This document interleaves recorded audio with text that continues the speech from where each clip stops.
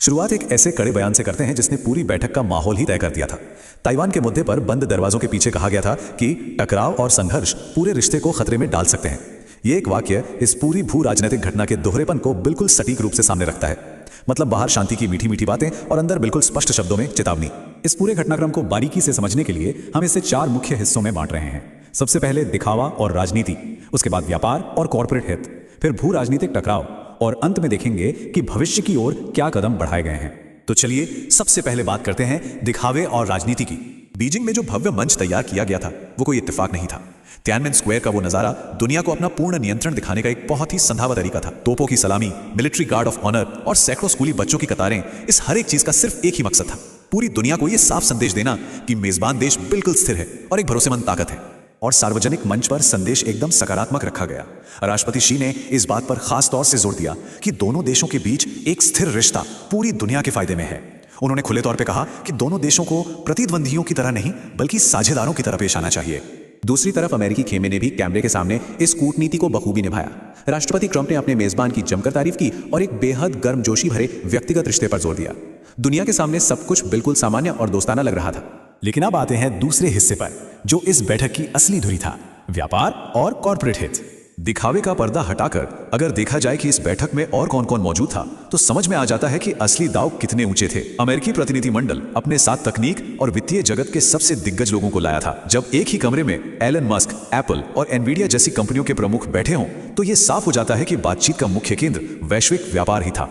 आर्थिक मोर्चे पर टकराव बिल्कुल स्पष्ट और सीधी मांगों पर टिका है। एक तरफ अमेरिका चाहता है कि चीन अमेरिकी कंपनियों के लिए अपने बाजार खोले और गोमांस, विमान से लेकर ऊर्जा तक की अधिक खरीद करे। वहीं दूसरी ओर चीन अपनी महत्वपूर्ण सप्लाई चेन और दुर्लभ खनिजों पर अपनी मजबूत पकड़ का इस्तेमाल करते हुए भारी भरकम अमेरिकी टैरिफ से राहत पाना चाहता है। यह एक बेहद जटिल सौदेबाजी है। व्यापार से आगे बढ़ते हुए अब तीसरे हिस्से में हम भू राजनीतिक टकराव को समझेंगे। यहाँ सबसे दिलचस्प बात तब सामने आती है जब कूटनीतिक दरवाजे बंद होते हैं। बैठक के बाद दोनों देशों के आधिकारिक बयान एक दूसरे से बिल्कुल अलग कहानी कहते हैं। चीनी सरकार के बयान में ताइवान का मुद्दा सबसे ऊपर था और उसमें गंभीर चेतावनियां शामिल थीं, जबकि अमेरिकी बयान में ताइवान का तो नाम तक नहीं था। उनका पूरा फोकस सिर्फ व्यापार, तकनीक और फेंटेनाइल जैसे मुद्दों पर ही सिमटा रहा।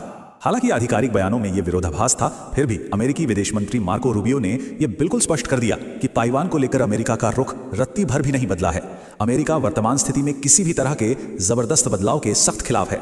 बंद दरवाजों के पीछे एक और बहुत बड़ा भू राजनीतिक मुद्दा था, ईरान। व्हाइट हाउस को उम्मीद है कि चीन, जो कि ईरान का सबसे बड़ा तेल खरीदार है, अपने इस आर्थिक रसूख का इस्तेमाल करके मध्य पूर्व में तनाव कम करने में मदद करेगा। लेकिन बीजिंग का रवैया यहाँ काफी सतर्क है और वो वॉशिंगटन के साथ बहुत करीब से जुड़ने में हिचकिचा रहा है। चलिए अब चौथे और आखिरी हिस्से की तरफ बढ़ते हैं, जो हमें भविष्य की ओर ले जाता है। पहले दिन के अंत में हुए भव्य राजकीय भोज में दोनों नेताओं ने भविष्य की दिशा तय करने के लिए इतिहास के पन्नों का सहारा लिया। उन्होंने 1784 में चीन पहुंचने वाले पहले अमेरिकी व्यापारिक जहाज का जिक्र किया, द्वितीय विश्व युद्ध के दौरान किए गए सहयोग को याद किया और 55 साल पुरानी मशहूर पिंग पोंग कूटनीति की भी चर्चा की। इस दौरान कई बेहद शानदार ऐतिहासिक संबंधों का भी जिक्र हुआ, जो दिखाते हैं कि दोनों देशों में एक गहरा आपसी सम्मान रहा है। अमेरिकी सुप्रीम कोर्ट की इमारत में प्राचीन चीनी दार्शनिक कन्फ्यूशियस की नक्काशी, अमेरिकी रेल मार्गों के निर्माण में चीनी मजदूरों का योगदान और यहाँ तक कि राष्ट्रपति शी की अपनी यूनिवर्सिटी सिंघहुआ विश्वविद्यालय को अमेरिकी राष्ट्रपति थियोडोर रूजवेल्ट द्वारा दिया गया फंड, ये सभी उसी साझा इतिहास के सबूत हैं। और इस गंभीर माहौल को थोड़ा हल्का करने के लिए एक बड़ा ही मजेदार तथ्य भी साझा किया गया। क्या ये कोई सोच सकता है कि आज अमेरिका में चीनी रेस्टोरेंट की कुल संख्या अमेरिका की शीर्ष 5 फास्ट फूड चेन्स की कुल संख्या को मिला दिया जाए तो भी उससे कहीं ज्यादा है। सांस्कृतिक जुड़ाव का इससे दिलचस्प उदाहरण और क्या हो सकता है। बातचीत और स्थिरता के इस सिलसिले को जारी रखने की एक मजबूत इच्छा जताते हुए शाम का समापन एक विशेष निमंत्रण के साथ हुआ। राष्ट्रपति शी को आने वाले 24 सितंबर को व्हाइट हाउस आने का न्योता दिया गया है। और इसी के साथ हमारा यह विश्लेषण एक बहुत ही गंभीर सवाल पर आकर रुकता है। जैसे जैसे ये दोनों महाशक्तियां अपने इतिहास और अपनी अर्थव्यवस्थाओं को इतनी मजबूती से एक दूसरे के साथ जोड़ रही हैं, तो सोचने वाली बात यह है, क्या ये आपसी आर्थिक हित इतने मजबूत होंगे कि बंद दरवाजों के पीछे दी जा रही उन कड़ी चेतावनियों को हावी ना होने दें? क्या व्यापार भविष्य के भू राजनीतिक टकरावों को रोक पाएगा? ये यकीनन एक ऐसा सवाल है जिसका जवाब आने वाला वक्त